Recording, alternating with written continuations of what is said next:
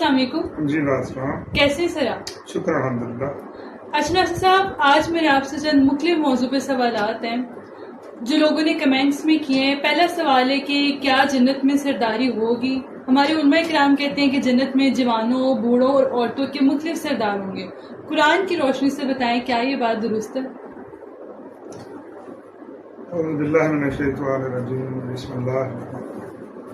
असल में कुरान की रूह से तो कोई सरदारी, कोई सबूत नहीं है, कैसी कोई आयत नहीं पूरे कुरान में। हदीसों में इन्होंने कोई मनगढ़ तौर पर बुनियाद से डाली हुई है, जिसकी बिना पर ये तबसरे करते हैं जी नबी पाक ने ये कहा, नबी पाक ने ये कहा, वो कहा।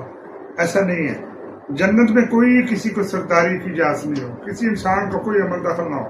वो अल्लाह सुब्हान का दरबार होगा और उसके मलाइक का, जो कि उसके हुक्म के ताबिया है। बिल्कुल गलत है। हदीसों में तो आप जो मर्जी मन करते, जैसे कि उन्होंने बनाई, बाकी बातें ये भी बना लें।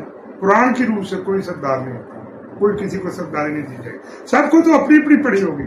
वो इतना सख्त दिन होगा कि माएँ अपने बच्चों को पहचानने से इनकार कर दें, इतना सख्त दिन होगा। हर किसी को अपनी पड़ी होगी। सरदारी शुक्र है उसको जन्नत में जगह मिल जाए, किसी को सरदारी कहाँ मिलेगी?